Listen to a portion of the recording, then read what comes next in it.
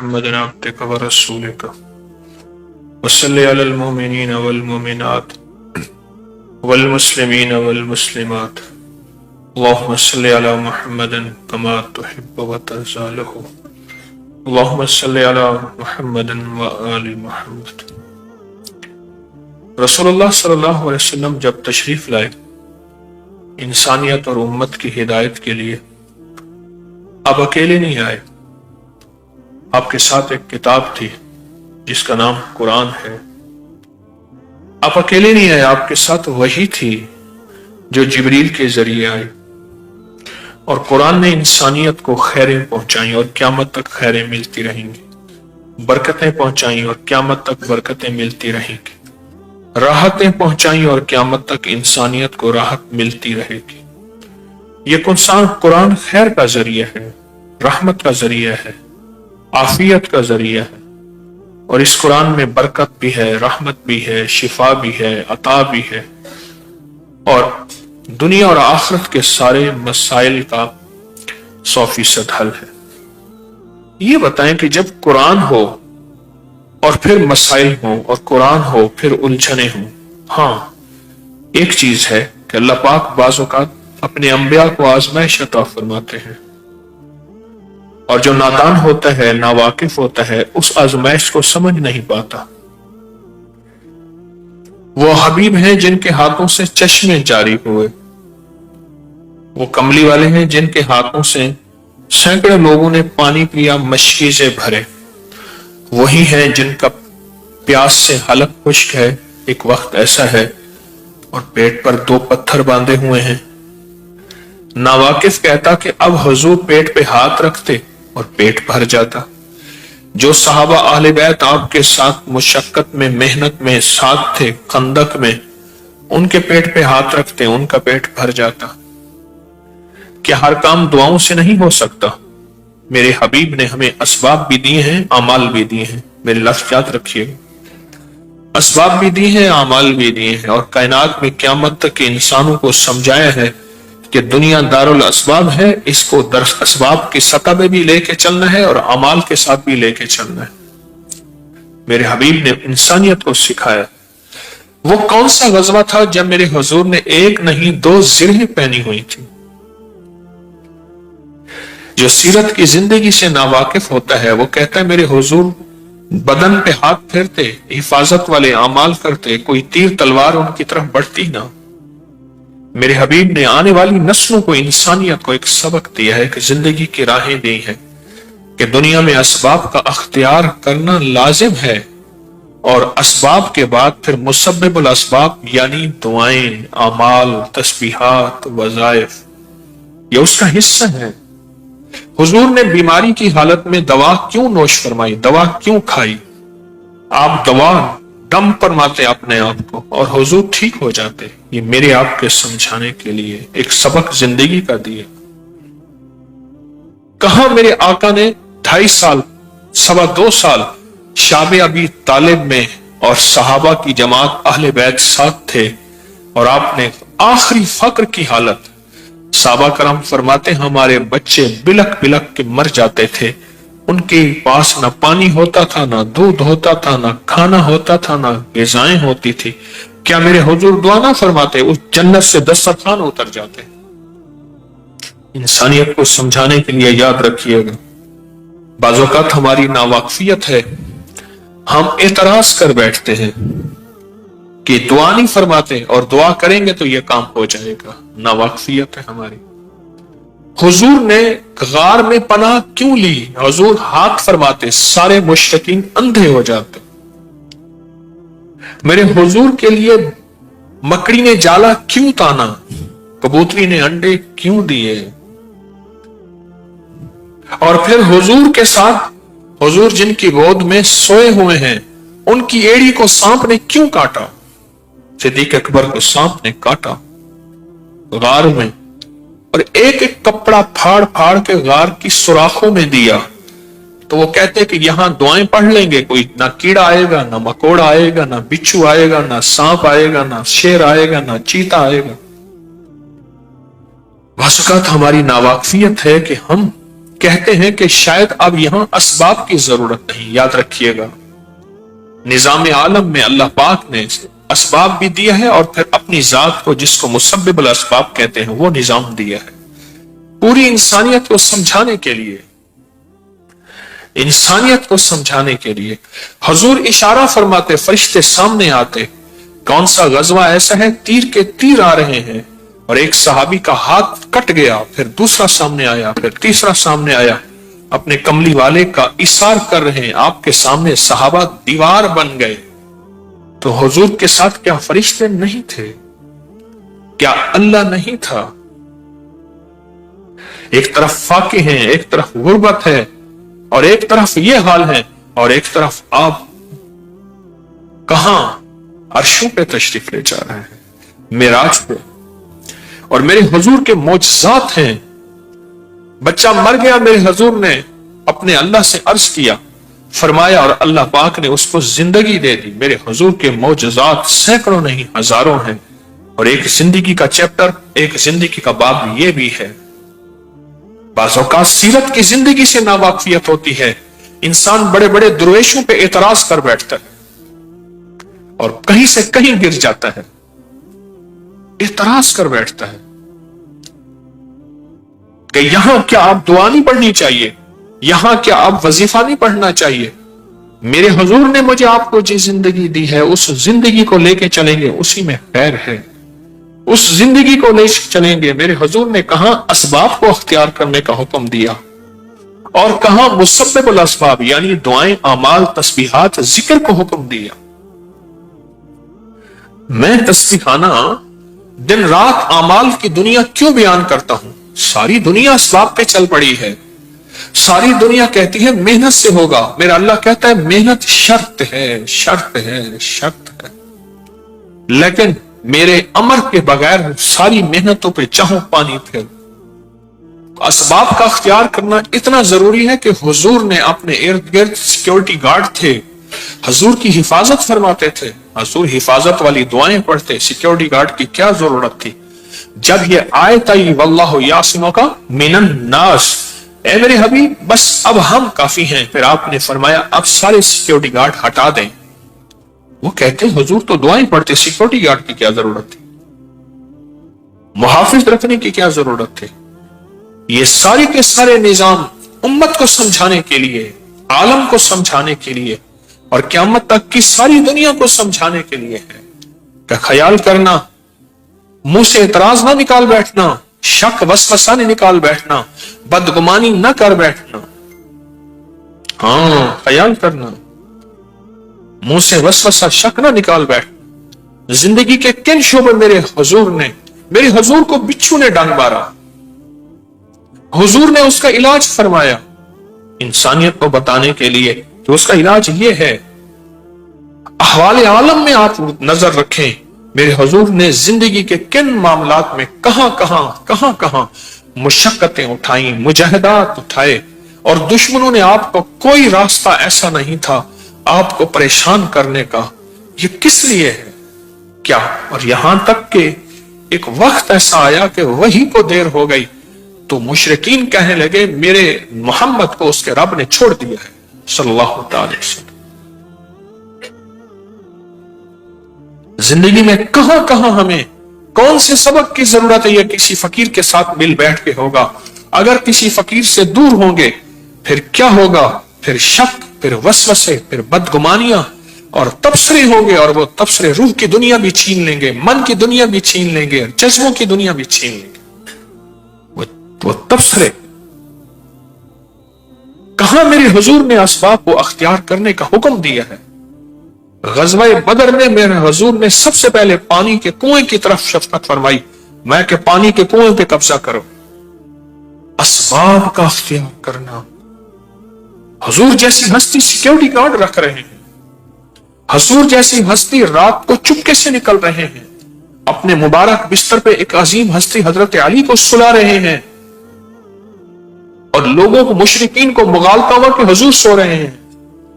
غار ہرا میں, غار ثور میں تشریف لے گئے, وہاں جا کے آپ نے اپنے آپ کو وہاں پھر وہاں سے نکلے اور ایک ایسے منفرد راستے سے نکلے جو عمومی راستہ نہیں تھا کہ دشمن وہاں نہ پہنچے.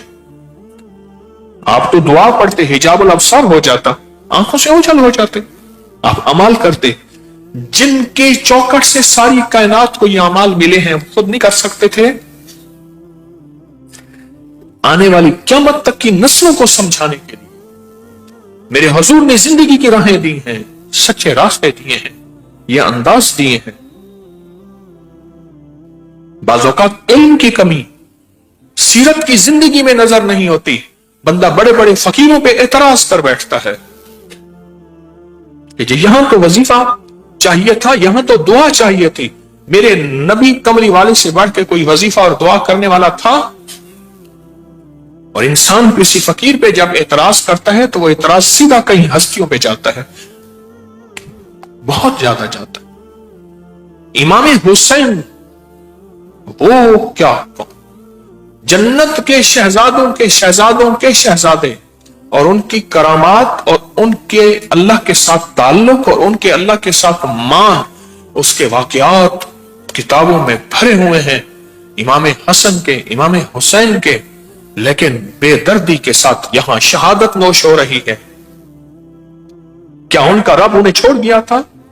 کیا ان کا رب ان کے ساتھ نہیں تھا؟ کیا ان کے پاس وظیفے اعمال نہیں تھے؟ کیا ان کے پاس دشمن کو برباد کرنے کی اور اعمال حفاظت کرنے کے نہیں تھے؟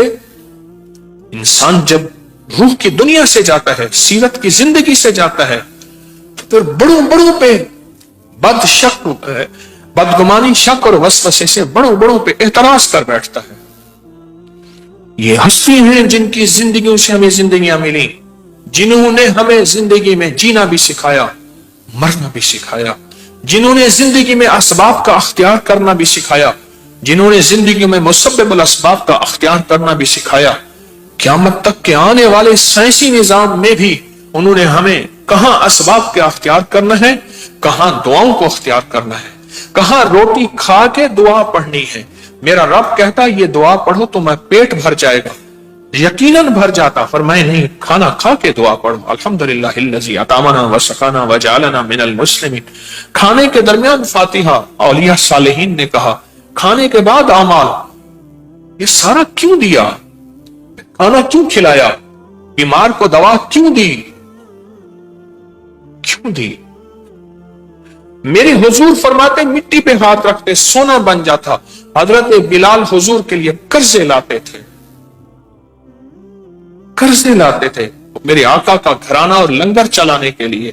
حتیٰ کہ بعض قرضے یہودیوں سے لاتے تھے. میرے آقا نے یہ زندگی کا سبق دیا ہے ہمیں. میرے حضور نے ہمیں زندگی میں رہنے کا سلیقہ اور طریقہ دیا ہے کہ خیال کرنا زندگی میں صبح بھی آئے گی, شام بھی, عروج بھی آئے گا, زوال بھی. ساری زندگی کے ان مراحل سے گزرنا ہے. ان سارے مراحل سے گزرتے ہوئے کہاں سبب کو اختیار کرنا ہے, کہاں وسائل کا اختیار کرنا ہے, کہاں نظام کو اختیار کرنا ہے, اور کہاں دعاؤں کو اختیار کرنا ہے. پھر سارے سبب کو اختیار کرنے کے بعد بھی تمہاری نظر مسبب الاسباب سے نہ ہٹے, نہ ہٹے. بات کہاں سے چلی کہاں چلی گئی؟ میں عرض کر رہا تھا کہ قرآن مجید کے ہوتے ہوئے ہمارے گھر میں قرآن ہے, قرآن پاک کے ہوتے ہوئے ہم یہ دیکھیں ہماری زندگی کے مسائل کیوں ہیں, مشکلات کیوں ہیں. کہیں قرآن ہمارے لیے بددعائیں تو نہیں کر رہا, کہیں قرآن اللہ سے سسک کے مانگ تو نہیں رہا, سسک کے مانگ تو نہیں رہا. یا اللہ انہوں نے مجھے پیٹ کی ہے, اللہ انہوں نے مجھے ویران کیا ہے, یا اللہ تو انہیں ویران کر دے. انہوں نے مجھے پریشان کیا ہے, پریشان سے مراد مجھے بھول گئے ہیں, مجھ سے پیٹ کی ہے, مجھے چھوڑ چکے ہیں. اللہ تو ان کو ایسی پریشانی دے جس میں یہ دکھتے رہیں, پریشان ہوتے رہیں. بد دعائیں دیتا ہے قرآن.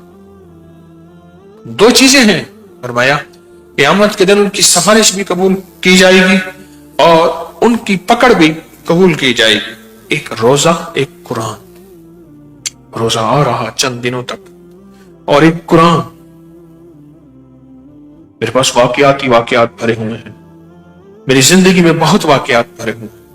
میرے پاس کچھ لوگ آتے ہیں، آ کے کہتے ہیں ہمارے گھر میں جادو ہے، جنات ہیں، اثرات ہیں، بندشیں ہیں۔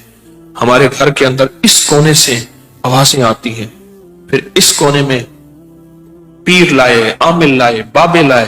کسی نے کہا اتنا لوں گا، کسی نے کہا یہ کروں گا، کسی نے کہا یہ حاصل ہوگا تو ہو جائے گا، کسی نے کیا مانگا، کسی نے کیا کیا، کسی نے کیا مانگا، کسی نے کیا کیا، کچھ نہ ہوا۔ پتہ چلا وہ تو قرآن پاک کی سسکیاں تھیں، وہ قرآن کی بد دعائیں تھیں، وہ قرآن کی سسکیاں تھیں، وہ قرآن کی بد دعائیں تھیں، اور وہ قرآن کی سسکیاں اور قرآن کی بد دعائیں اس کو کھا رہی تھیں اور اس کو برباد کر رہی تھیں۔ اور جب اسی قرآن کو منایا، جب اسی قرآن کو سینے سے لگایا، جب اس قرآن کو آنکھوں سے دیکھ کے پڑھا، اسی گھر میں چین آ گیا، اسی گھر میں سکون آ گیا، اسی گھر میں راحت آ گئی۔ اور اسی گھر کے وہ جادو کہاں گئے، وہ جنات کہاں گئے، وہ کالی چیزیں کہاں گئی؟ وہ تو تھی ہی نہیں، وہ تو تھی ہی نہیں۔ کیا ہر چیز کالی چیز ہوتی ہے یا ہر چیز جادو ہوتا ہے؟ میں کیسی ہر چیز کو جادو کہوں؟ زندگی میں کچھ اور بھی نظام ہے جادو کے علاوہ۔ وہ تو سنا کہ قرآن پاک کی سسکیاں تھیں، وہ قرآن پاک کی آہیں تھیں، اور وہ قرآن سسکی اور آہوں کے ساتھ بد دعائیں دے رہا تھا۔ اور کتنے گھرانے ایسے ہیں جو قرآن کی وجہ سے سوچیں، میرے آقا کا فرمان ہے، میرے حضور کا فرمان ہے، مفہوم ہے کہ سورت ملک سورت تبارک اللہ جی، سورت ملک سورت تبارک اللہ جی، یہ جھگڑالو ہے، حدیث کا مفہوم ہے، اور یہ قیامت کے دن پکڑوائے گی یا قیامت کے دن چھڑوائے گی۔ حتیٰ کہ یہاں تک فرمایا اللہ سے جھگڑا کرے، یا اللہ یہ مجھے پڑھتا تھا اور یہ جہنم میں جا رہا، یا مجھے اپنے قرآن سے نکال دے، یا پھر اللہ اس بندے کو معاف کر دے، یعنی جنت میں بھیج دے۔ اللہ فرماتے میں نے اس کو بھیج دیا جنت میں۔ آپ سوچیں یہ ایک صورت ہے، پورے قرآن کی طاقت، پورے قرآن کی تاثیر، پورے قرآن کا کمال کیا ہے؟ میرے پاس تو زندگی کے بڑے واقعات ہیں جو میری زندگی میں آئے، زندگی سفروں میں گزری، مسلسل سفر ہی سفر، یا دکھیارے لوگوں سے ملاقات ہے، غم کے مارے دکھیارے حالات کے ستائے، ان سے مسلسل ملاقاتیں ہیں۔ میں نے تو زندگی میں یہی دیکھا ہے، جتنے لوگ جادو کا علاج کر کر کے یا جنات کا علاج کر کر کے، یا جادو کا علاج یا جنات کا علاج کر کر کے تھک گئے، ان کو کوئی فائدہ نہیں ہوا، وہی تھے جنہوں نے قرآن سے دوستی کی، وہی تھے جنہوں نے قرآن سے محبت کی، وہی تھے جنہوں نے 10 منٹ روزانہ قرآن پاک کو دے دیا، صرف 10 منٹ بس۔ وہ صبح، وہ دوپہر، وہ شام، وہ رات، وہ دن، وہ کہیں، وہ ڈھلتے سورج میں، وہ ابھرتے سورج میں، وہ کہیں بھی لمحے اس نے 10 منٹ قرآن کو دے دی، قرآن پاک کو پڑھا۔ اور یہاں تک کہ جو اٹک اٹک کے پڑھتا ہے، جو اٹک اٹک کے پڑھتا ہے اور پڑھنا نہیں چھوڑتا، اس کو دگنا ثواب ملتا ہے، اس کو زیادہ ثواب ملتا ہے، ایک پڑھنے کا، ایک مشقت کا۔ جاگ رہے؟ ایک پڑھنے کا، ایک مشقت کا، اٹک اٹک کے جس کو جو پڑھتا ہے اور پڑھنا نہیں چھوڑتا۔ امام احمد بن حنبل رحمۃ اللہ علیہ نے اللہ کی خواب میں زیارت کی، اللہ کو خود دیکھا، خود رب کو دیکھا۔ وہ امام احمد بن حنبل ہیں جن کو زنجیروں سے باندھ کے گھسیٹا جا رہا، جن پہ کوڑے مارے جا رہے ہیں۔ جو روح کی دنیا سے، ولایت کی دنیا سے ناواقف ہے، وہ تو کہیں گے کہ امام احمد بن حنبل یہاں وظیفے کرتے، تسبیحاں کرتے، پر نہیں، رب کا کوئی ایک اور نظام بھی ہے جو تیری سمجھ سے بالاتا ہے۔ امام احمد بن حنبل رحمۃ اللہ علیہ اللہ کو خواب میں دیکھا، اللہ پوچھا، یا اللہ تیرا قرب، تیری دوستی، تیرا تعلق کیسے نصیب ہو؟ میں تیرا یار بن جاؤں، یار رہے یا رب تو میرا اور میں تیرا یار رہوں، ہر وقت ذکر و فکر میں تیرے मस्त रहूं सरशाद हूं। या अल्लाह तेरा कुर्ब कैसे नसीब। और मैं अहमद कुरान पढ़ने से, कुरान से, कुरान से। तो पूछा या अल्लाह कि ये कुरान देख के, समझ के नहीं, समझ के या बगैर समझे। फरमाया जैसे पढ़, कुरान जितना पढ़ता जाएगा मेरी दोस्ती, मेरा ताल्लुक विलायत के दर्जे मिलते चले जाएंगे। सिर्फ 10 मिनट कुरान को दे दे, बड़ी बड़ी बददुआओं से बच जाएंगे, बहुत बड़ी बददुआओं से। एक साहब थे, वो ना कढ़ाई का काम करते थे। उनके घर खवातीन 8-10 आती थी, ये हाथ से कढ़ाई का काम करते थे। फिर ये हाथ से बने हुए कपड़े वो कराची में दे आते थे और कराची से बाहर जाते थे, बाहरले मुल्क में। वहां ये चीजों बहुत पसंद की जाती है। तो एक दफा कहने लगे कि हमारे घर में हालात बहुत सख्त हैं, कोई दुआ फरमा दे। मैंने एक दुआ कर दी। फिर कुछ अर्से के बाद कहा कि हालात हमारा साथ नहीं दे रहे, आप दुआ फरमा दे। तो मैंने इस तरह आते रहे और मुझसे अपने हालात, कर्जे, बीमारियां, मुश्किलात, राहें बंद, रास्ते बंद, नाकामियां, ये सब बयान करते रहे। एक बार मैंने कहने लगे, मैंने कहा घर चलो। मुझे हर दफा कहते थे घर चल के अगर दुआ फरमा दें, अगर दुआ फरमा दें, घर चलो। तो मुझे घर ले गए। तो मैं बाहर खड़ा हो गया। मैंने कहा पहले घर जाके इतला करो। तो जल्दी जल्दी में उन्होंने कोई घर को समेटा, मैं घर गया। कुछ खवातीन बैठी थी उधर, कढ़ाइयों का काम कर रही थी, हाथ से सीना परोना, फूल बनाने, जो भी होता है ये कर रही थी। और घर में एक वीरानी थी और घर में एक वहशत थी। और एहसास हो रहा था कि शायद ये घर वालों को रोटी कैसे मिलती है, इनकी गुर्बत और फक्र और तंगदस्ती कैसे, खाना कैसे मिलता, खाना कैसे मिलता।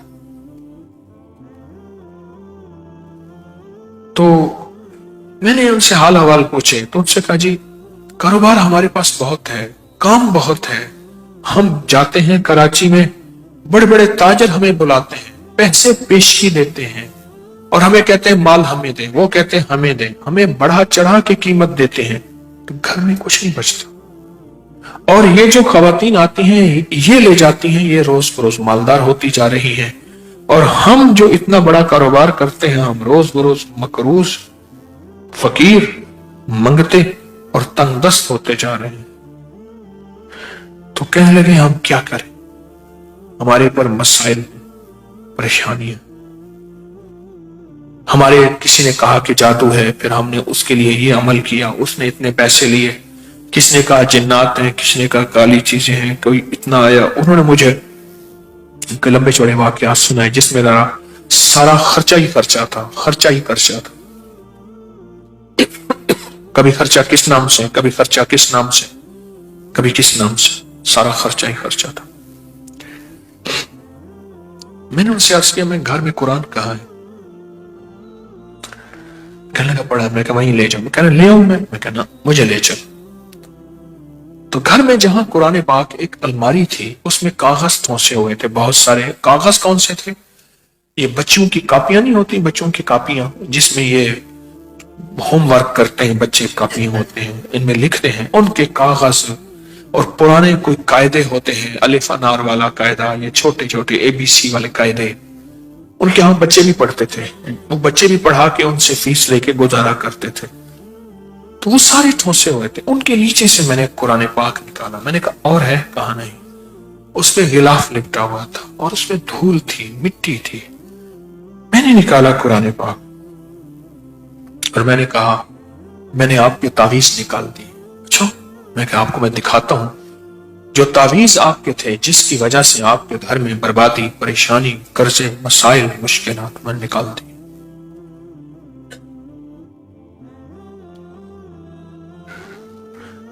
मैंने वहां बैठ के कुरान पाक खोला।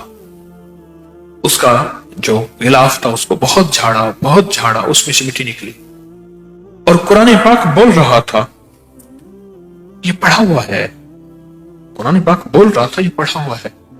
कुरान के वर्क बोलते हैं, हम पढ़े हुए हैं, ये पढ़ा हुआ है, लेकिन छूट गया, इसका पढ़ना छूट गया, इसका पढ़ना छूट गया है। ये पढ़ा हुआ है लेकिन इसका पढ़ना छूट गया। मैंने कहा कुरान कौन पढ़ता था? कहा हमारी दादी जिंदा थी, वो पढ़ती थी। कितने साल हो गए मुझे याद नहीं, कोई 12-13 साल, कितने साल हो गए। और मैंने कहा जवाल करा उतने साल से, करा बस उनकी दुआएं थी, बरकतें थी। मैंने कहा उनकी दुआएं बरकतों का यकीन है मुझे, यकीनन थी, लेकिन उनकी दुआओं और बरकतों में इस कुरान का साथ था, इस कुरान का साथ था। और ये कुरान वो पढ़ती थी, कहने लगे आपकी बात ठीक है, ये कुरान था जिसकी दुआएं, जिसकी बरकतों से अर्शों से फैसले होते थे। दादी गई, कुरान लपेटा, रख दिया, और घर के अंदर कोई कुरान को उठाने वाला नहीं, कोई कुरान को पढ़ने वाला नहीं।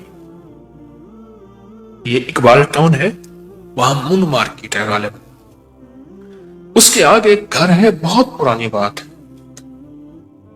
मैं उस घर में गया, बाबा जी आते थे, फिर बाहरले मुल्क चले जाते थे, फिर आते थे। एक दफा कहने लगे मेरे लिए दुआ कर दे। उस घर में जब मैं गया तो मैंने पूछा कुरान लाएं क्या? घर में कुरान नहीं। फिर हमसायों से कुरान पाक उठा के ले आए, पड़ोसियों के घर से। उसको झाड़ा मैं उनकी बात कर रहा था जिनके घर में बच्चे पढ़ते हैं और कढ़ाई का काम होता था। और मैंने कहा ये तावीज है, कुरान पाक का एक नाम तावीज भी है, पुराने वक्तों में उसको तावीज कहते थे। कब्र का जो उभार होता है उसको भी तावीज कहते हैं, और कुरान पाक को भी तावीज कहते हैं, तावीज मुकद्दस। मैं कहा ये तावीज है जो तुम्हारे लिए दिन रात बर्बादी की आहें और सदाएं अल्लाह के पास भेज रहा। तो ये कुरान कैसे हो सकता है? फिर मैंने उन्हें वाकयात हदीस के बताए कि कुरान और सूरत मुल्क से बड़ा कोई झगड़ालू नहीं है।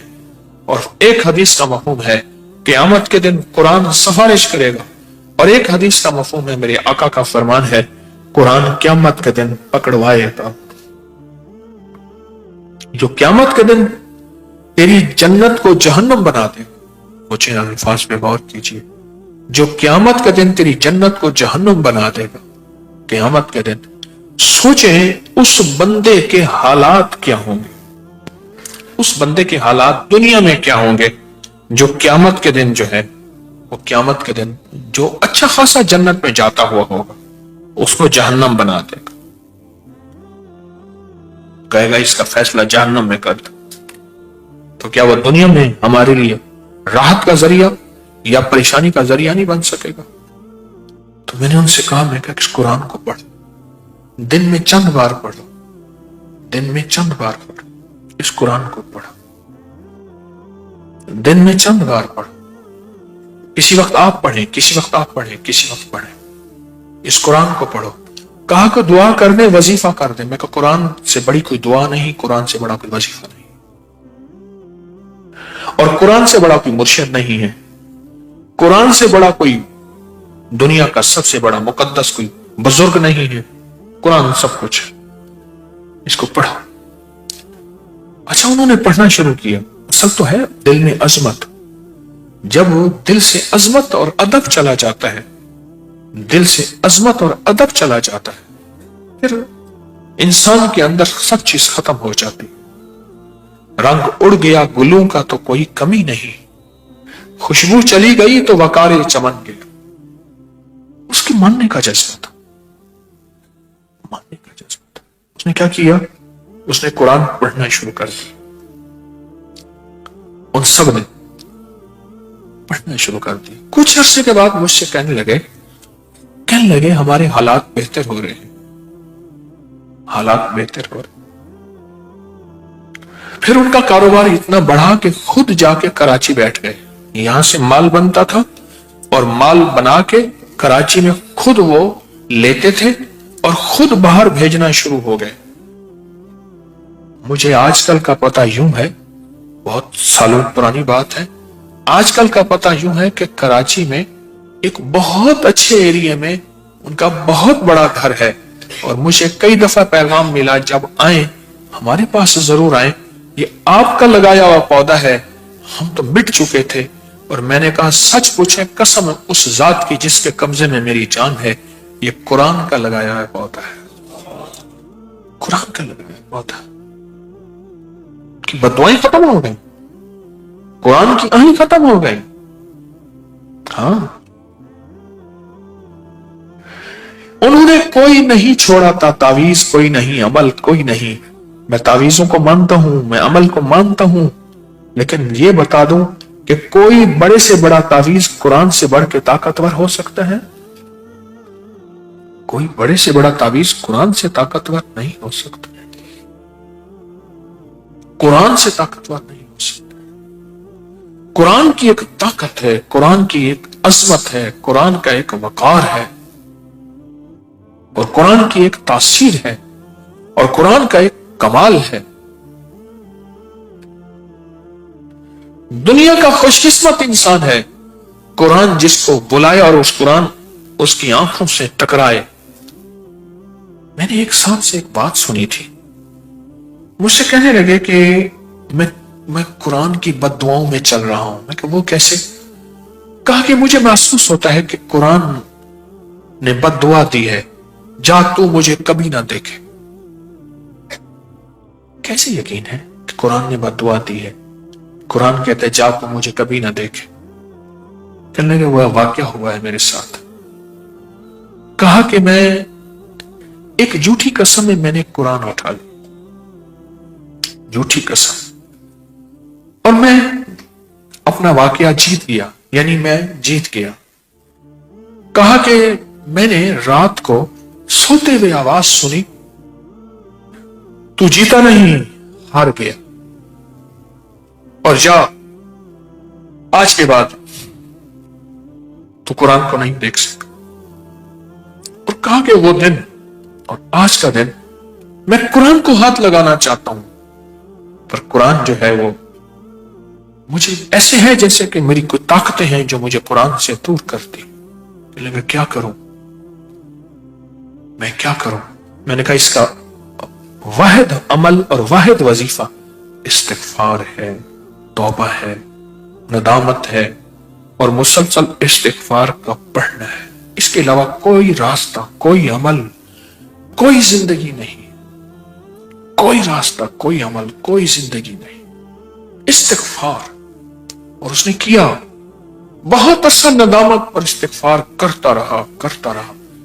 پھر کہنے لگا کہ واقعی اب میں قرآن کو پکڑتا ہوں مجھے سکون آتا ہے. ایسے محسوس ہوتا ہے کہ قرآن کے حرف کھلتے چلے جاتے ہیں, ورق کھلتے چلے جاتے ہیں, اور قرآن کی سطریں میری آنکھوں کے سامنے ایسے پھیلتی چلی جاتی. میں ایک بندے کے پاس خود گیا, کسی مہک, میرا اپنا واقعہ ہے, اور یہ میں نے اپنی کے حال دل میں بہت پرانا لکھا بھی ہے. میرے ساتھ یہ واقعہ بھی تھا.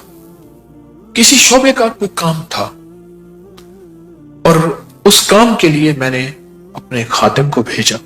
تو اس نے کہا یہ فلاں بندہ اس کام کے اتنے پیسے مانگتا ہے. میں نے کہا وہ تو ساری فیس ہم نے دے دی ہے. اس نے کہا جی وہ فیس تو کہتے ہیں جائے گی سرکاری خزانے میں, میری جیب میں بھی پیسے اتنے جانے چاہیے, میری جیب میں. اچھا, ان کا ایک بڑا افسر تھا جو محبت اور عقیدت رکھتا تھا. میں نے ان سے عرض کیا کہ آپ ذرا سفارش کر دیں تو یہ میرا کام ہو جائے. کس سے کر دوں؟ میں نے کہا فلاں بندے سے. کہنے لگا آپ نے وہ کاغذ جمع نہیں؟ میں نے کہا ہر چیز کرا دی. کر سفارش کس چیز کی؟ میں نے یہ بات کہہ دی. میں نے کہا وہ کہتا ہے اچھا ٹھیک ہے. اب وہ بڑا افسر اور وہ بندہ, ہم تینوں بیٹھے تھے. اس نے کہا فلاں کو جانتا ہے؟ کہاں, اس نے بھی تیری شکایت کی ہے, یہ بھی میرا نام اشارہ شکایت کر رہے ہیں. اس نے کہا جی میں نے تو کچھ نہیں کہا انہیں. اب میں حیران خاموش بیٹھا اس کی سن رہا. اس نے کہا جی یہ پیر صاحب کو تو میں نے کچھ نہیں کہا, یا یہ بھول گئے ہیں یا یہ جھوٹ بولتے ہیں.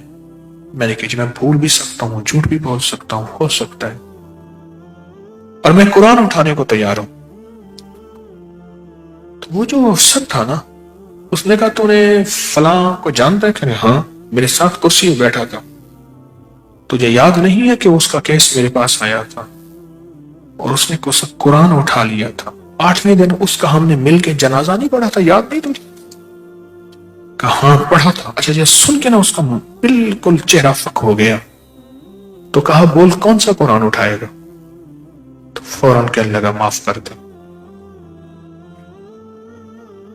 ایک صاحب نے مجھے خود کہا کہ میں نے قرآن کی قسم اٹھایا نہیں, ہاتھ نہیں رکھا, سر پہ نہیں رکھا, صرف لفظ قرآن کی قسم اٹھائی.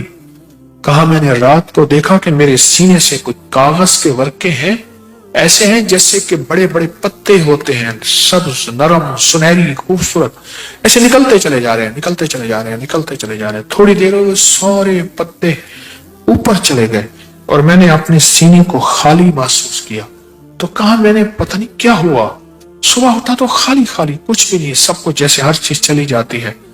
کئی دنوں کے بعد اندر دل میں آواز آئی, تو نے قرآن کی قسم جھوٹی اٹھائی تھی, قرآن تیرے سینے سے حرفوں, ورقوں, لفظوں سمیت نکل گیا.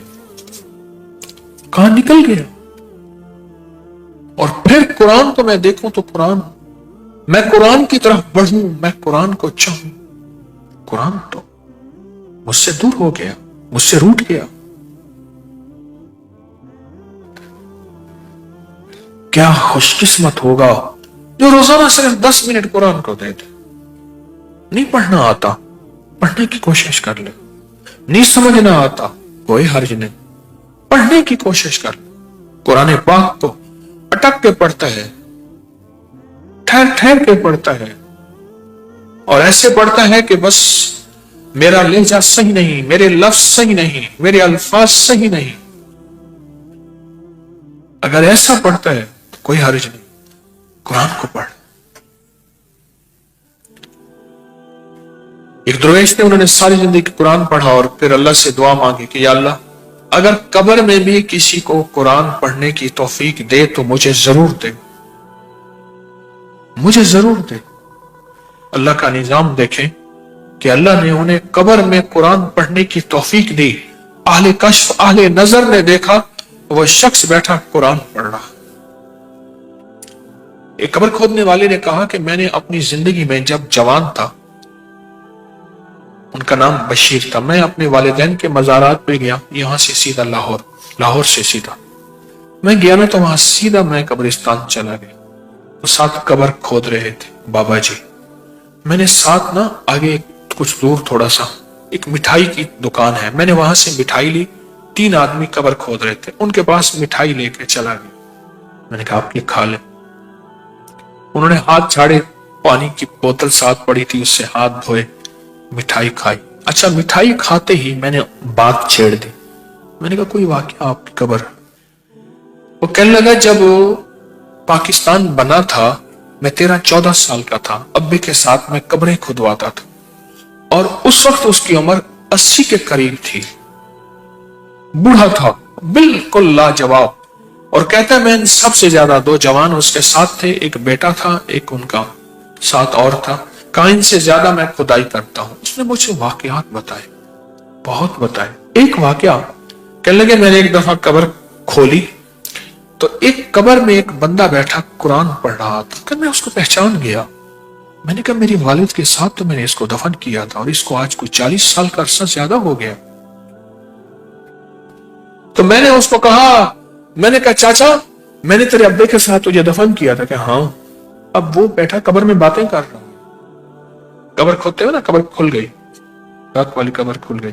میں نے کہا میں نے اس کو تو دفن کیا تھا, اور اس کے منہ کے اگلے بند میں نے کھولے تھے, مجھے یہ چہرہ یاد ہے, اور یہ بیٹھا قرآن پڑھ رہا ہے.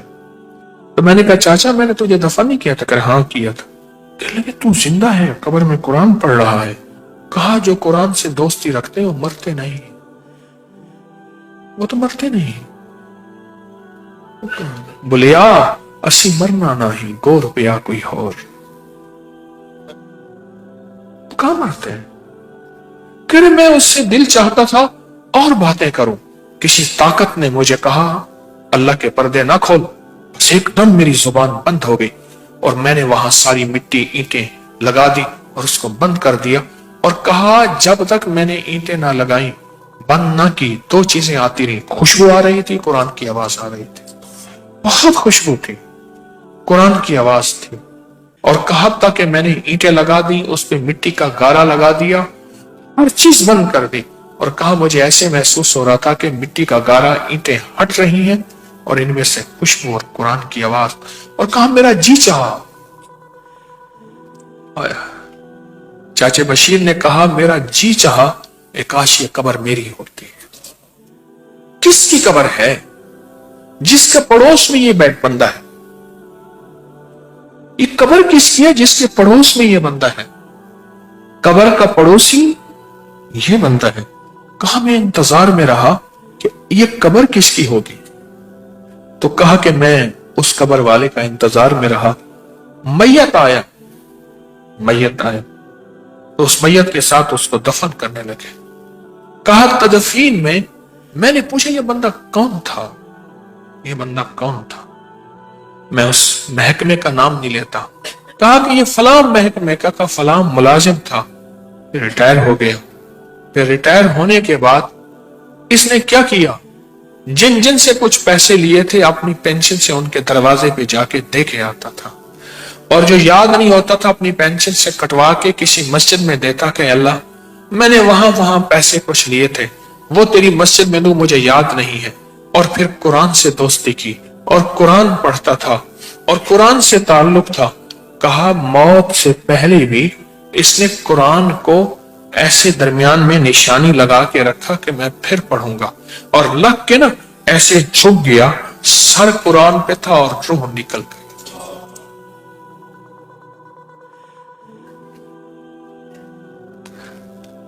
कहा कुरान पढ़ने वाले मरते कहां मरते हैं?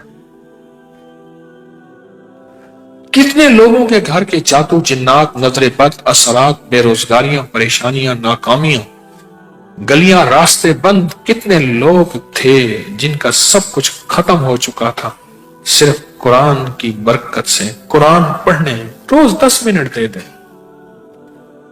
कुरान पढ़ने की बरकत से रब ने उनकी मुश्किलें, परेशानियां और नाकामियां दूर कर दी।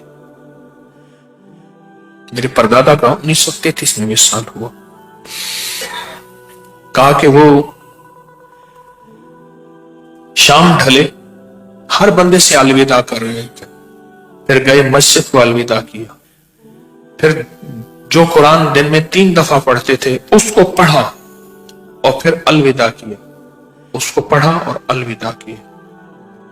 वही कुरान मेरे दादा 1960 में फौत हुए, उन्होंने पढ़ा और उसको अलविदा किया।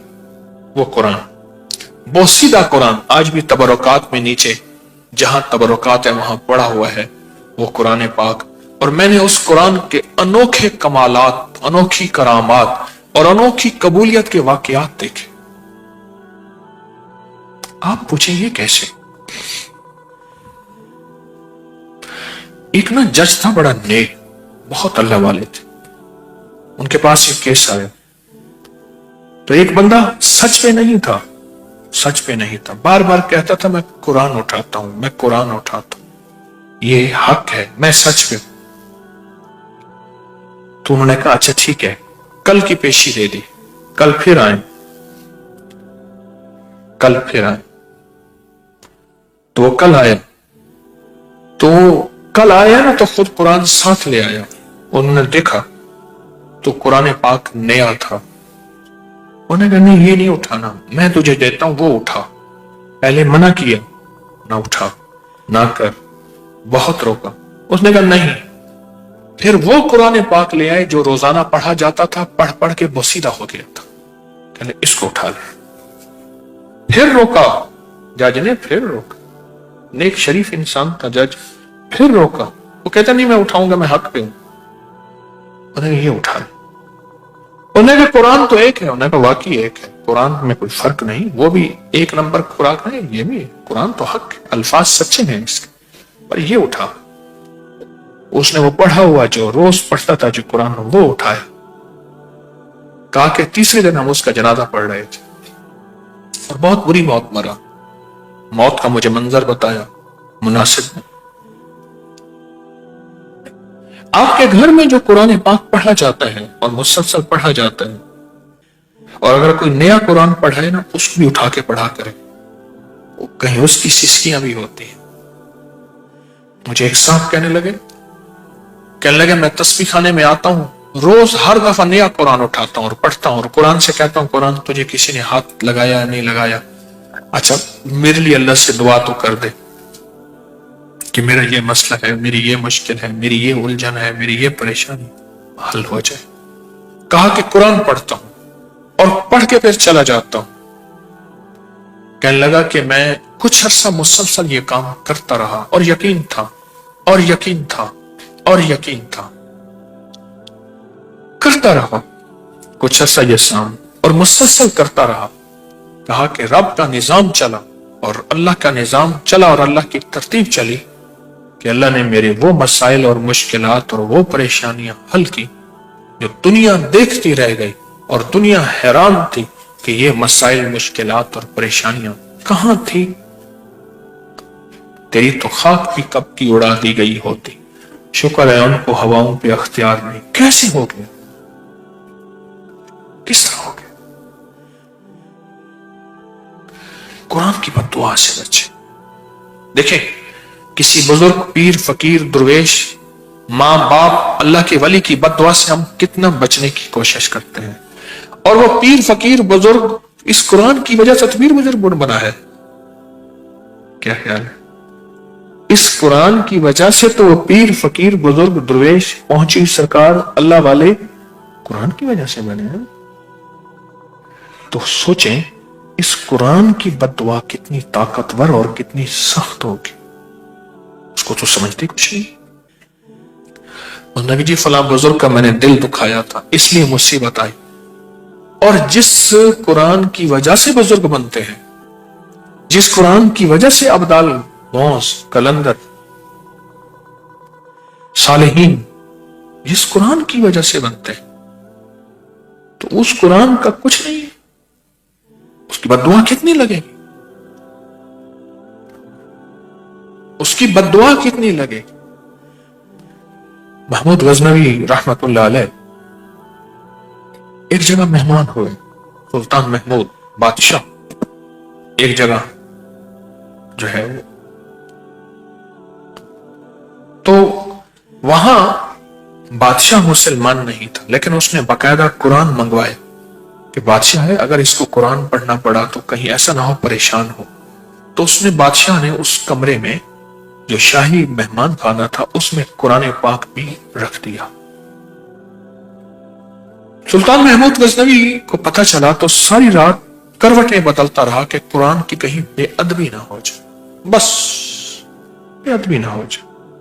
اسی میں رات گزر گئی۔ کسی نے پوچھا کیا؟ کہا بس بے ادبی نہ ہو جائے، اور میں اسی میں بے چین رہا۔ زندگی گزر گئی، موت آ گئی، اور موت کے بعد کسی نے پوچھا کیا بنا؟ کہا بس وہ ایک رات اللہ کو ایسی پسند ہے، اللہ نے بخشش کر دی۔ 1974 میں زلزلہ آیا، اس کی قبر پھٹ گئی، اور قبر پھٹی تو 1000 سال کے بعد میت ویسی پڑی تھی۔ 1000 سال گزر گئے، اس کی میت ویسی پڑی تھی۔ عجیب، قرآن نے انوکھا نظام دیا۔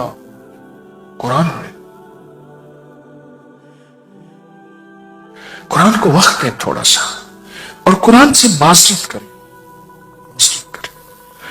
قرآن سے معافی مانگیں، قرآن سے باتیں کریں۔ کہا جس نے اللہ سے باتیں کرنی ہے کون ہے؟ کہا میں ہوں۔ کہا اللہ سے باتیں کرنا چاہو گے؟ کہا قرآن پڑھنا شروع کر دو ایسے جیسے اللہ سے باتیں کر رہے ہو، اللہ تم سے باتیں کر رہے ہو، تم اللہ سے باتیں کر رہے ہو، اللہ تم سے باتیں کر رہے ہو۔ ایک واقعہ سن، ایک جگہ جانا ہوا، بہت سفر کر کے ان کے گھر تک پہنچے۔ ایک کمرے میں کہتے تھے آپ یہاں نہ سوئیں، یہاں کچھ بس اوپر کی چیزیں ہیں، کچھ ایسی چیزیں ہیں جس سے جو ہے نا آپ کو تکلیف ہوگی۔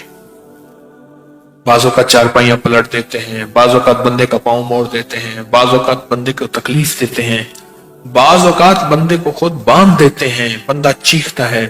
وہ کئی واقعات کہاں ہم اس میں نہیں سوتے۔ لوگ تھے زیادہ، گھر تھا چھوٹا، سردی تھی اچھی خاصی۔ مجھے اس کمرے میں عافیت محسوس ہوئی۔ میں نے کہا مجھے تنہا یہاں سلا دے۔ کہ آپ نہ سوئیں، میں سلا دوں۔ خیر انہوں نے جھاڑ جھوڑ کے، وہاں کوئی چارپائی پڑی تھی پرانی، اس کو پہلے کھینچا، ٹھیک کیا، میں سو گیا۔ اچھا میں سوتے ہوئے کچھ دعائیں، سورت ملک اور کچھ عمل تھوڑے سے ہیں وہ میں کر کے سو۔ صبح ہوتا تو وہ حیران تھے کہ آپ کو کچھ نہیں ہوا؟ میں کچھ بھی نہیں ہوا، اور واقعی کچھ نہیں ہوا۔ جن آیا ہو، میں نے مقابلہ کیا ہو، کچھ بھی نہیں ہوا، نہ کوئی کہانی، نہ کوئی داستان، کچھ بھی نہیں۔ کیسے نہیں ہوا؟ یہاں تو کچھ لوگ ہیں۔ اچھا میں نے دوسری رات بھی وہیں سونا تھا۔ دوسری رات تو میں اللہ سے کہتا رہا، میں کہ یا اللہ تو اپنی علم غیب تو تیرے پاس ہے، تو میں یا علیم علمنی یا خبیر اخبرنی یا وہاب حبلی من اسرار الدنیا والآخرہ، یہ بھی پڑھتا رہا۔ سورۃ علم نشرح بھی میں نے پڑھی، اور کچھ اعمال میرے معمولات میں ہیں۔ میں کہ یا اللہ تو مجھے سجھا دے، بتا دے یا کیا ہے۔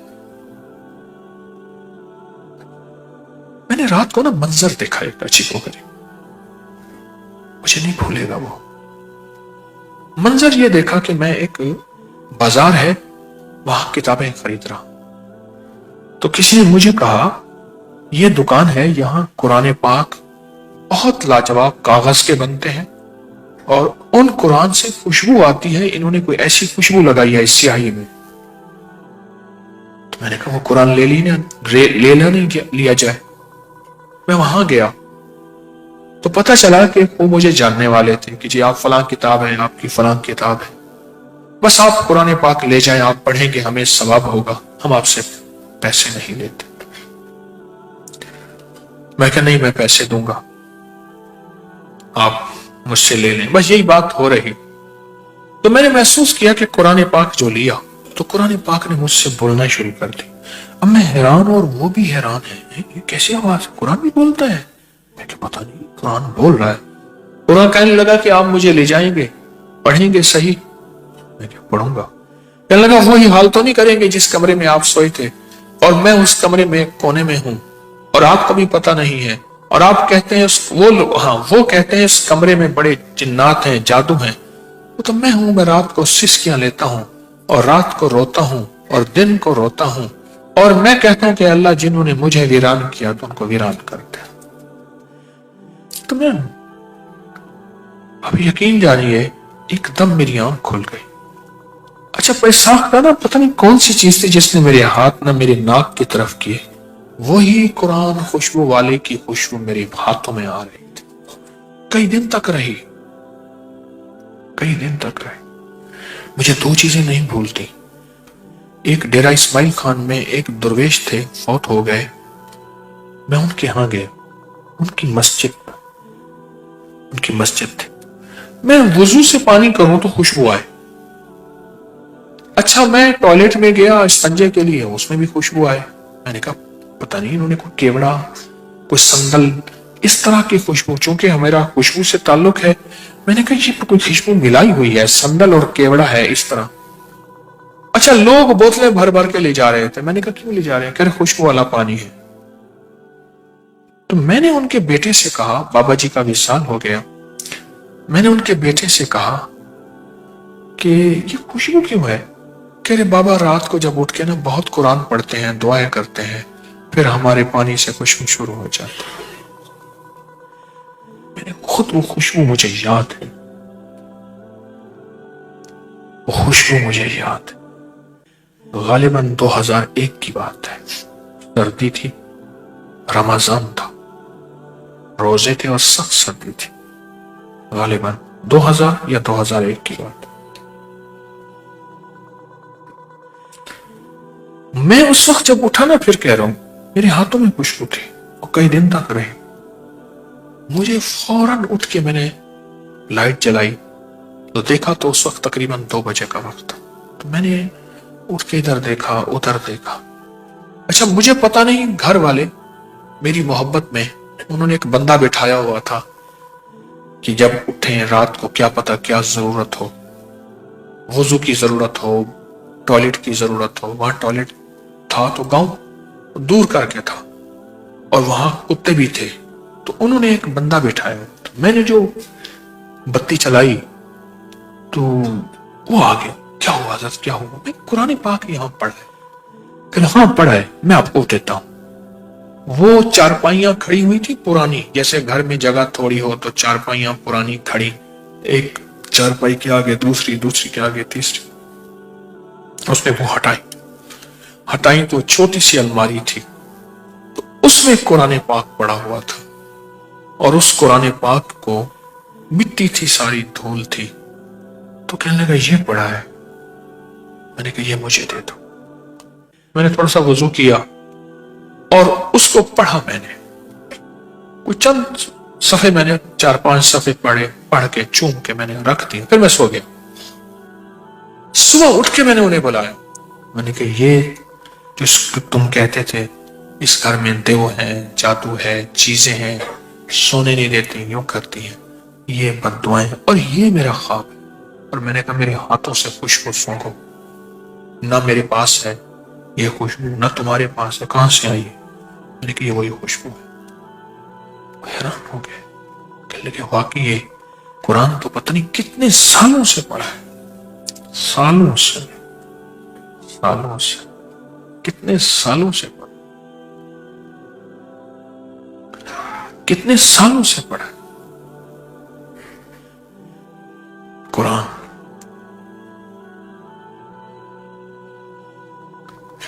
اور پھر انہوں نے قرآن پاک کو پڑھا.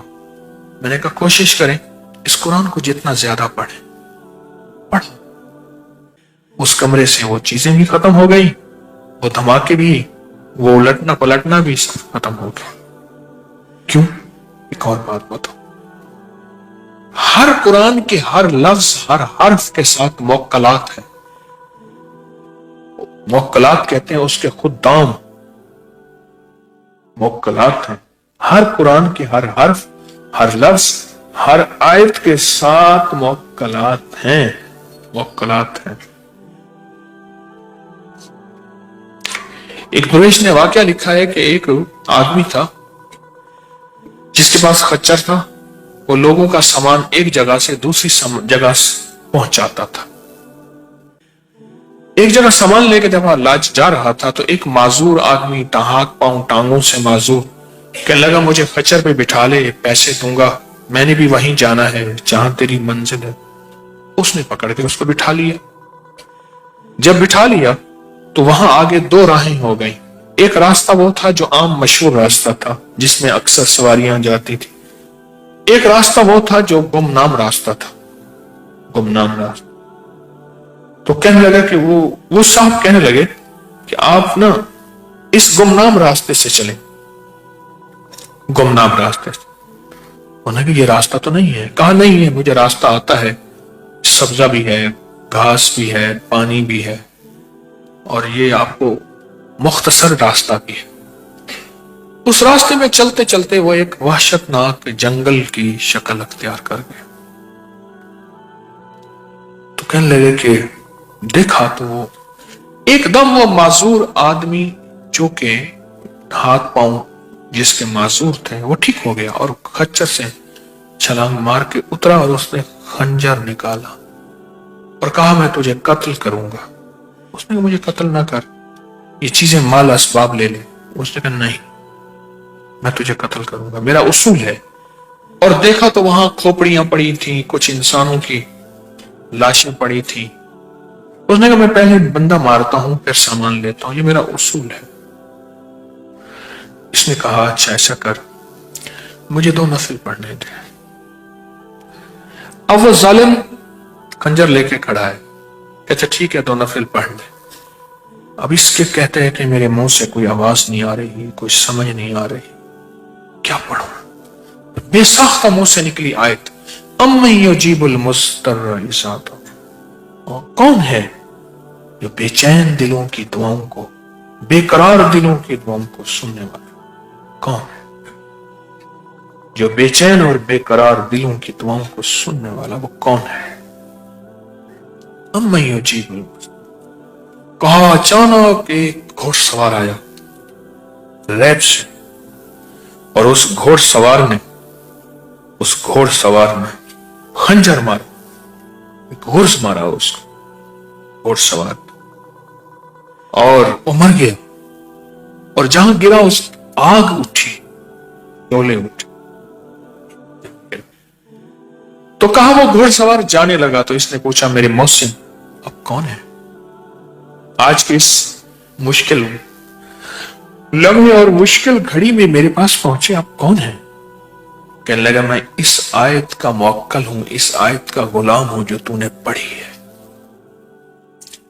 قرآن کی کتنی 6066 کتنی آیات ہیں، 6600 وہی کتنی آیات ہیں، اور کتنی زبریں ہیں، کتنے حرف ہیں، اور ہر آیت کے کتنے موکل ہوں گے، طاقتور ترین، اور وہ موکل آپ کے گھر کو، زندگی کو اگر برباد کرنے پہ لگ جائیں تو ہم تو ایک موکل کا مقابلہ نہیں کر سکتے۔ دیکھیں اس ایک موکل نے، اس آیت کے غلام نے اس ظالم کو آ کے غرض مارا، گرا، اور وہیں آگ کے شعلے اٹھے۔